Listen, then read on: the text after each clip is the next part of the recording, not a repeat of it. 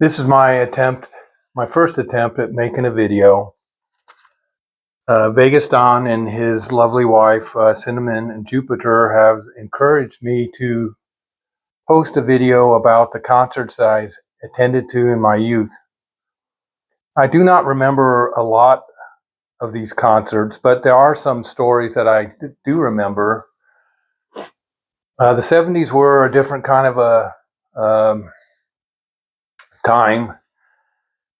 You could go into a venue, into the auditorium, and it would be absolutely clear at the beginning of a concert. The lights would go down. You would see many match strikes throughout the audience, followed by orange glowing dots. And when the first band had finished and the lights would come up, there was a definite gray cloud of, it looked like a fog in the over the audience. Also, early on in the 70s, when 11 p.m. rolled around, the concert was over. They would cut the power to the stage, and that was it. But later on in the 70s, that wasn't the practice. Bands could play after 11 p.m. So here's how I'm going to do this. There'll be a lot of reading. I'm going to start with the name of the groups, how much the ticket cost, the date, where the venue was, and any notes or stories that I have. So these are concerts from 1970 and 71. The Who, 550, June 22nd, 1970. Old Atlanta Municipal Auditorium. This was the first concert that I saw. My mother wanted to go to a concert to see what it was like before she would allow me to go to a concert with my friends. Of course, being a teenager, I was embarrassed about this. So we went, and after the first band, my mother had to go to the bathroom, and I was not a gentleman. I was a jerk. I did not escort her as I should. She was gone for a long time, and she finally returned, and she told me she became lost, and she met Pete Townsend and Keith Moon, the guitarist and drummer of The Who. I was disappointed that I did not escort her to the bathroom. Also, I had the pleasure of sitting behind Atlanta Hawks basketball player Dave Newmark. He was very tall. I had a hard time seeing The Who. I don't remember the opening group for The Who, but it was a very good concert. 10 years after, $5.50, August 11th, 1971, Old Atlanta Municipal Auditorium. And again, I don't remember the opening group. MC5, Lee Michaels, Alice Cooper, $5.50, September 11th, 1971. And it was at the Old Atlanta Municipal Auditorium as well. Black Oak, Arkansas, Grand Funk Railroad, $6, October 2nd, 1971. Fulton County Stadium. This was like going to a concert in a police state. The police were everywhere. The music was great, but with the heavy police presence, there was no fun to be had. 1972 concerts. Tower of Power, Mylo, and Quicksilver Messenger Service, $3.50. January 24th, 1972, Old Atlanta Municipal Auditorium. 10 years after, $3.50. April 22nd, 1972, Alexander Memorial Coliseum. You may notice that I will mention 10 years after a lot in this video and the upcoming video. They were my favorite group. I saw them as many times as I could when they came to Atlanta. Edgar Winter, $3.50, December 16th, 1972, Old Atlanta Municipal Auditorium. 1973 concerts. Flo and Eddie, Alice Cooper, $4. This was Alice Cooper's $1 Billion Babies tour. Alice Cooper always put on a tremendous theatrical rock show. I always enjoyed his concerts.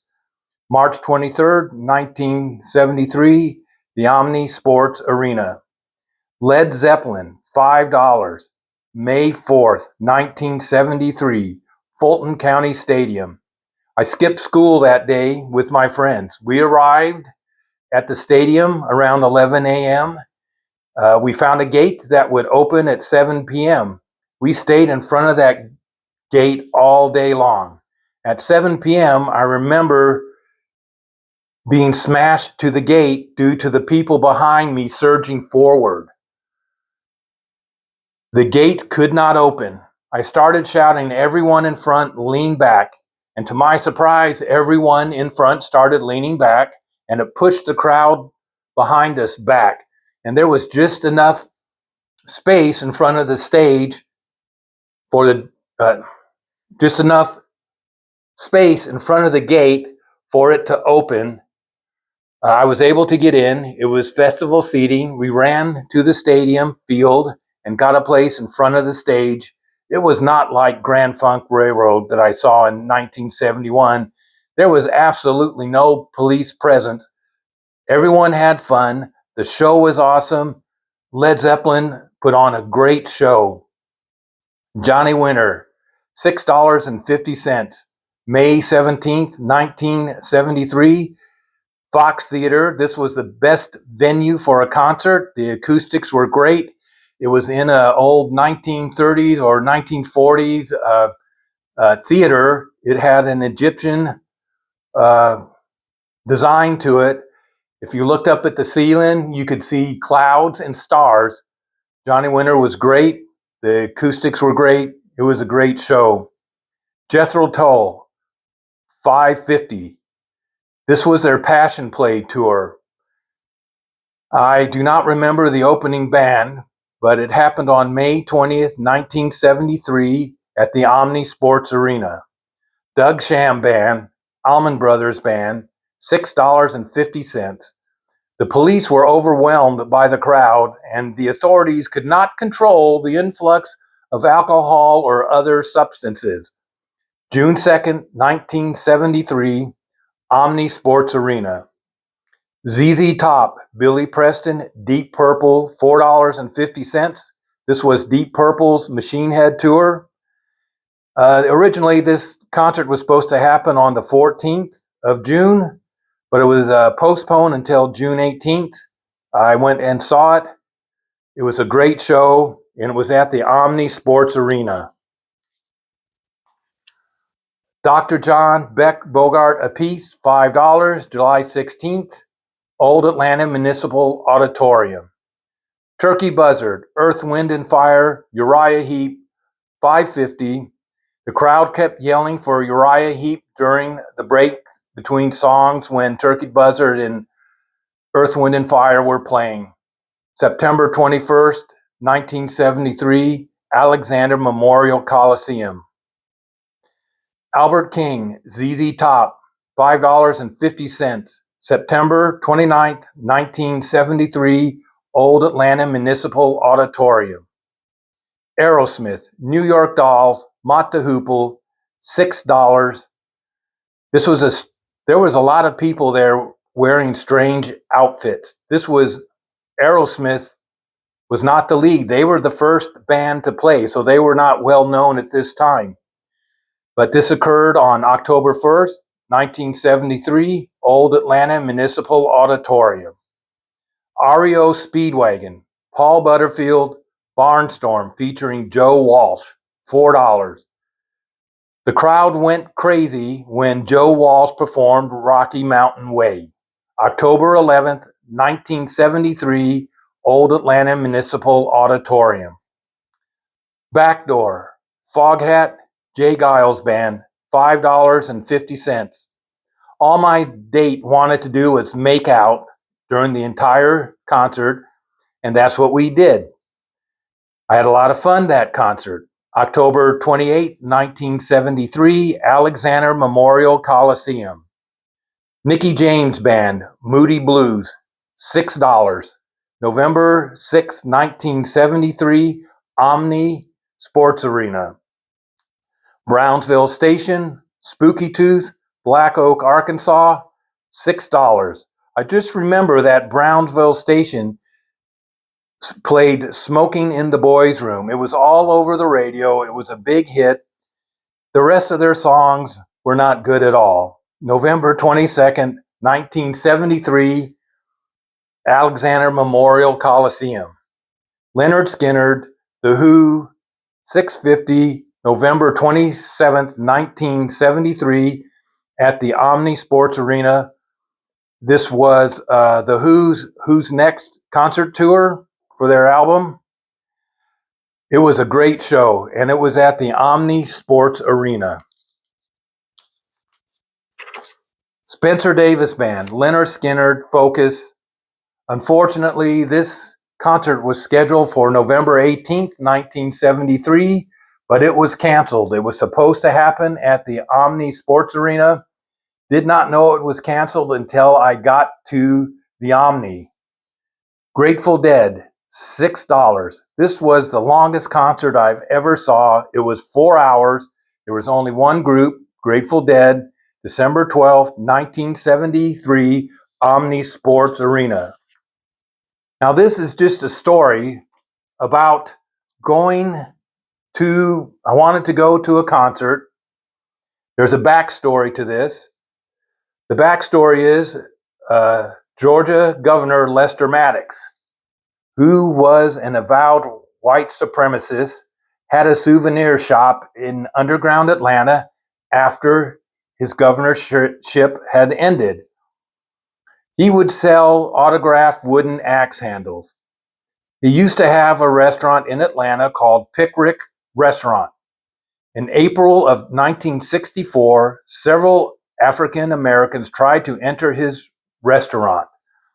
They were threatened off the property by Maddox with Pickwick drumsticks, and a euphemism for wooden axe handles. He was a horrible governor, and the only thing he could do well was riding a bicycle backwards. This happened sometime in the early 1970s. I wanted to attend a Humble Pie concert. I had my mother drop me off at the old Atlanta Municipal Auditorium. I was hoping I could get a ticket at the door, but it was sold out. No tickets to be had. I would have had to wait about 40 or 50 minutes before I could call my mother.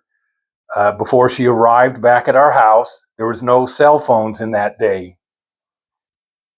I decided not to call her after I ran into another disappointed concert goer. He did not have a ticket either. I don't remember his name, and I only met him this one time. We decided to go to underground Atlanta. It was really cool back then. It was dirty. It was gritty. It was lit by gas lights. It was an awesome place back then. And we noticed that Lester Maddox had a souvenir store there. And he was actually there giving out autographs. And we decided that we would mess with him. So we bought a copy of The Great Speckled Bird, which was the hippie underground newspaper of Atlanta at the time.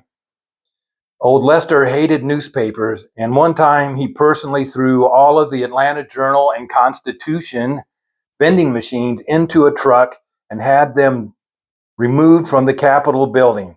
He really hated The Great Speckled Bird. We went into his store. Wooden axe handles were everywhere, and he was signing them. We stood in line with all the other autograph seekers. We handed him the paper, and he almost signed it. At the very last second, he saw it was a great speckled bird. He got mad at us. He yelled at us to get out of his store. He called us communists. We went back to the old Atlanta Municipal Auditorium and parted ways. I called my mother up. She picked me up, took me home. Do not remember if I told her about what we did that night. That's all for this video. I hope you enjoyed it. I hope it wasn't too boring, and I'll talk to you later.